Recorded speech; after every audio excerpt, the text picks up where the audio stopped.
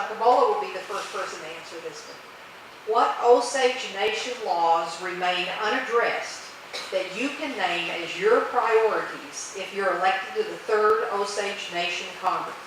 Please be specific. There's a lot of Osage laws that have been written, has been passed. My biggest problem with the legislation that has passed and laws that are there is they're not being executed.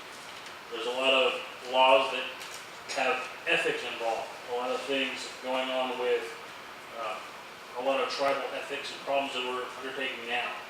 And they're written, but they're not carried out.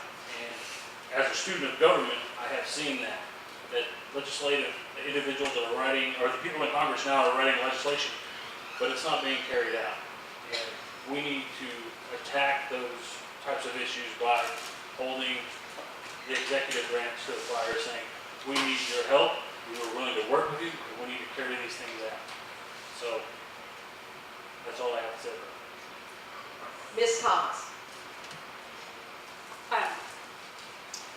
I think the biggest problem with the laws that have been passed is that several years have evolved, and as Mr. Shunkamolah mentioned, some of them haven't been implemented, but I also think there's some conflicting legislation out there from earlier years to the current year.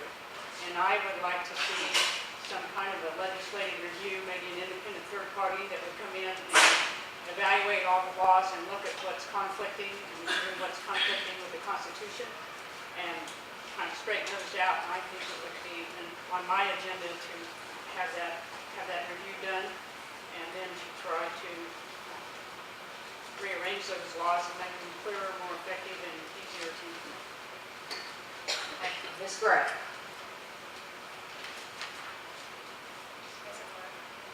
In terms of missing legislation, I think I would have to go back to, we're missing a lot of business laws. And we all talk about economic development because in gaming or non-gaming, that's what funds our budget and allows us to provide services to our people. We do have a couple of business laws that I actually drafted, the first drafts of those for Congress, the Secure Transactions Act and the LLC Act. And we keep hearing them called a UCC, but they're not a UCC. They're two very small portions of a uniform commercial code. So I think we need to sit down at the drawing board and actually come up with a very comprehensive set of business laws that will allow us to bring more money into the treasury so that we can take care of our people. But with the laws that we have, again, yes, they are getting passed. They're not always being implemented or not as implemented as quickly as we would like. But we also have laws that are being broken. And I just have a very strong opinion that if we don't respect Osage law, then nobody else is going to respect Osage law. We're not playing government. We are a government. And so we need to do a better job of really holding people accountable for following our laws because they're important to us. Ms. Johnson. As to laws that we have not touched at all, Article 15 of our Constitution talks about the preservation and protection of both our hunting and fishing rights and our natural resources. And there have been things with relation to the mineral estate, but that's a whole other part of our Constitution. It's separated out from the rest of our natural resources. One of the things that I would like to see us do is pursue our hunting and fishing rights. And one of the things other tribes in Oklahoma have done is work with the state of Oklahoma so that tribal members receive the ability to freely take both game and fish, as long as they have a tribal license to do so. So that is something I'd like to see us pursue. And also, if everyone from Oklahoma knows, the Chickasaws and Choctaws are pursuing their water rights right now. And that's going to become very important for us in the future, and we need to protect those and preserve them because as water becomes less available to some of our bigger cities, they're going to start looking for rights, and we need to protect ours before someone else takes them. Mr. Lynn. To be able to answer that question effectively, in all honesty, I would have to see all of the laws specifically that aren't being implemented by our executive branch to be able to draw from that and determine which one to hit first.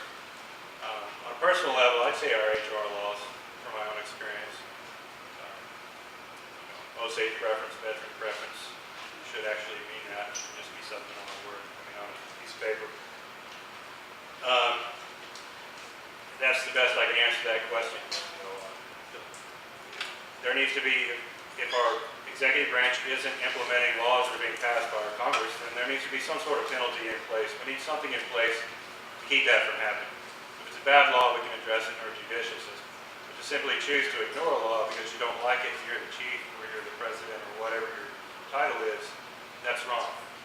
Everyone in that position is there because the electorate chose them to represent them. They're not there because they were hired. They chose to represent the people, to lead the people. If they're not doing that job, we need penalties to keep that from happening. We can't just depend on, well, we'll get rid of these people and get some new people. No, we need something specific that says, if you don't do this, this is what's going to happen, and you're not going to like it. And if you keep not doing it, it's going to get worse. Thank you. Ms. Whitehorn. Well, to take up on that, during this congressional session, it came to my attention that there are quite a few Osage laws that we have passed that have no punishment phase for if you break them. So, to me, we need to take a long, hard look and see which laws need to be implemented or what happens to you if you break the law. Because it's not a game. It's government, and we need to get the judicial branch something to go by. They don't have that guideline that they need. That's all I have to say. Thank you. Is there anyone who wishes to use their 1-minute rebuttal? Well, then that is the third and final question for this group of candidates. I think we're running just about exactly on time. And this would be the chance, I think, that